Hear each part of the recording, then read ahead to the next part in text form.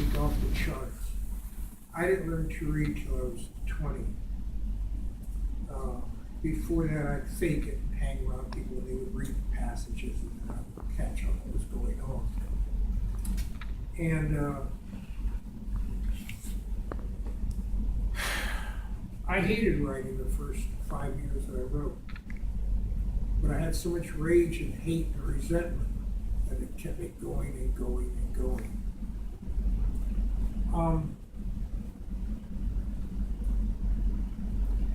And what has happened is in the act of writing and getting up at between 2:30 in the morning and when I sleep in, I get up at 4:30 and write. It's like this voice inside of me comes in and guides me. Like we've all heard about, what's his name? The guy who started the Mormon religion. What is it? Joseph Smith, is it? Is it Joseph Smith? Right. Yeah. That he had some tablets coming in. Well, I'm saying that we all have tablets. We all have a subconscious. We all have a voice within us. And this voice is our voice of our subconscious, of our genius, or whatever you want to call it. And once you tap into that source, you become this incredible human being. There's a book called The Einstein Factor. And it's an old book. It's not that good a book, but it has some really important facts in it. And one of them is that works of genius are rarely done, or don't necessarily need to be done by intelligent people. They're done with works of genius throughout history were done by ordinary people that were able to access something within themselves and bring it out. Because we take in like 50,000 hits. I forgot if it's an hour or per day. We take in all these hits of information and they accumulate it. And at the end of the day, we're only conscious of this little bit. And yet what you've taken in at the end of the day is larger than this room, larger, it's huge. And we can't access that with thinking because we're only conscious of this little bit. So it's only when we go to sleep that we start accessing all the stuff that we didn't know that we know. And that we don't know that we know is huge. And what we know is so tiny. It's so, and you know, we have all our wars and all our problems on earth because of what we know. The real question isn't, is there intelligent life on other planets? The real question is, when is there going to be intelligent life on this planet? We do everything ass backwards. Our whole education system destroys us, destroys the genius. When I ask, here, let's just try it right here. Okay, you're all virgins, you haven't heard me speak before. How many of you here, now you that have heard me speak, you guys, you pretty good vocabulary. How many of you here are geniuses? Raise your hand. Now raise it. 1, 2. 2, come on. 3, 4. We got 4 geniuses. 4.5. You want to raise it a little bit. Okay. When I ask kindergarten kids who's a genius, they all raise their hand. And one little kid in Texas flipped on the floor, you know, todas dos patas, he was gonna both feet and both hands. And I said, oh, you're a real genius. And he said, yes, I am. I said, what makes you think you're so good? And he says, look at my finger painting. I'm really good. And I looked at him and said, yeah, it's as good as any Picasso. And he said, yeah, I'm a genius. Do you know that by first grade there are less geniuses, by second grade there are less and less, and by fourth grade they're gone? Because we get intimidated with all the books and all the stuff we're given to memorize, to learn. We're never taught to learn how to think. People use the expression, they cram for a test. We're programmed to test well, not to think, not to read, not to figure things out in life. One person, I'll tell you how bad it gets. I was giving a talk to a bunch of teachers, and when I said that, this kid said he was a genius. This one woman said, well, he doesn't know what genius means. And I said, you're a principal, aren't you? And she said, yes, I am. I said, yes, you principals as a group and administrators crush.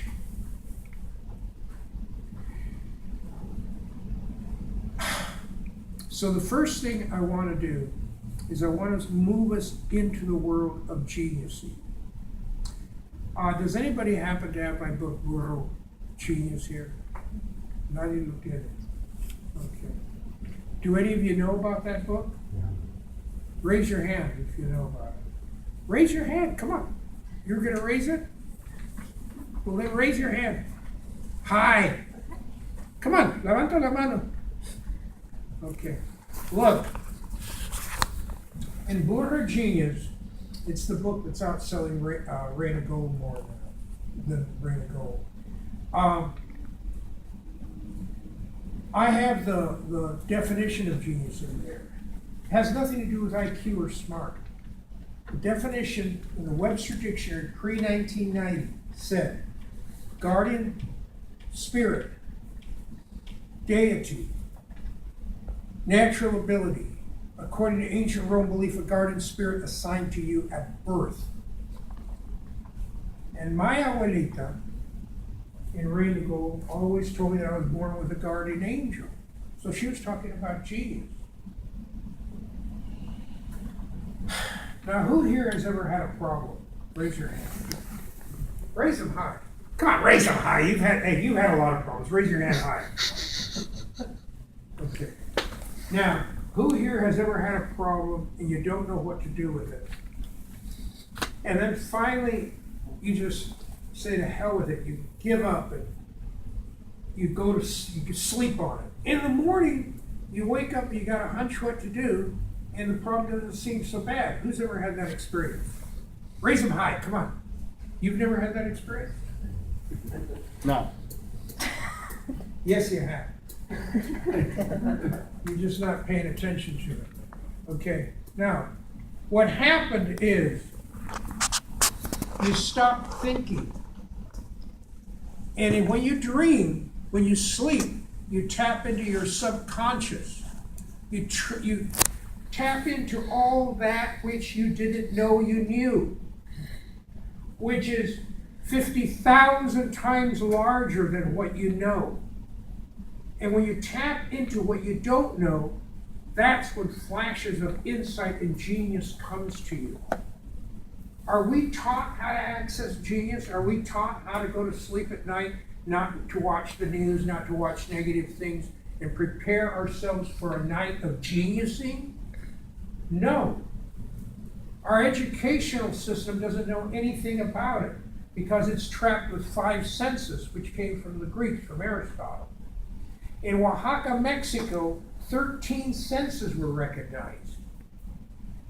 We have 13 senses. We have 4 that go to the brain. Sight, hearing, smell, taste. Specific locations with specific information, and we process this with thinking, with man-made words. We have a second computer, the heart computer, which is feelings, balance, and intuition. Who here has ever walked into a room and you knew something was wrong immediately? Come on, raise your hand. You knew that. You knew something was wrong when you walked into the room. You didn't think it. You knew it because you trusted your feelings. And once you trust your feelings, feelings go out with the whole body, 26 arm lengths in all directions. So you felt that room, something was out of balance, so you don't trust that situation. You don't know what it is, but you're just something there, you don't trust it. Or you walk in and everything is harmonious and balanced, and now you trust that everything's okay in that room. Feelings have been with us for hundreds of thousands of years, where man-made words have only been with us for at the most 30 to 40,000 years.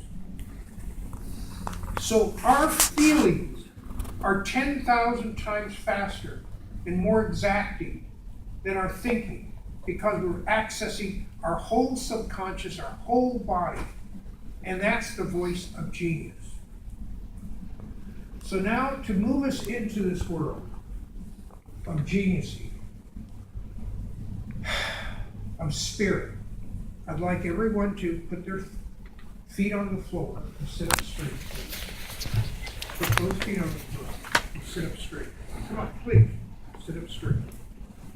I want you to balance yourself and now say, I am. I am. I am. Come on, loud. I am a genius. a genius. I am. I am Wonderful. wonderful. I am. I am Fantastic. fantastic. What we've done is we're getting rid of the programming that we've gotten through lingered education. We're going back to kindergarten, and we're going to start over again. We're full of joy. Now say it again. I am. I am A genius. a genius. Come on, say it louder. I am. I am Wonderful. wonderful. I am fantastic. I am fantastic. You say this 500 times in the next month, 2 months. You say it in the mirror, and you've tapped into the other parts of your brain. They say we only use 10% of our brain. It's true. Well, as soon as you start geniusing, we start using our whole brain. All these studies that we're having done about the brain aren't helping. The brain is not our main computer. A cop, an experienced cop, when he comes to a big building, they've been called in, a big warehouse, and the young cop says, okay, let's go in there. The old cop says, no, we're backing up, and we're asking for reinforcements. He says, why? He said, because I feel it in my gut. We're not taught to go into our instinct, to go into our feelings. We're taught to keep thinking and thinking with man-made words that you can't translate from one language to another.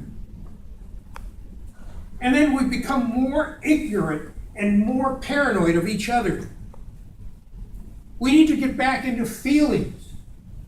And the universal language of the world is music. It touches the soul, and it brings us forward. Okay. In the book, Buddha Genius, I give the definition of genius, and then I also say this quote. Emerson said, what lies before you, what lies behind you are small matters compared to what lies within you. And when you bring what's within you out into the world, miracles happen. Then Jesus Christ said the kingdom of God is within us. So that means when you access what's within you, and you bring it out, you've accessed the kingdom of God. And now miracles happen. Because what you've done, now get rid of religious terms, let's just go into psychological. What you've done is you've accessed your subconscious that holds more information per day than this whole room. And in your lifetime, you're holding more information than this whole building. Every one of you is holding more information within you than all the computers in the world put together. And we can't access that with 5 senses, which was a trick and a manipulation by the Greeks because they're a male-based society and they need to crush women. The only way a society of central government can control men is to crush women. Because as soon as women are encouraged to be intuitive, they're not going to pay attention to a central government. And then the men won't either. So you crush women, you blame women for everything, And now you got the men under control. Women is the first thing you subdue and you crush in every culture, religiously and politically.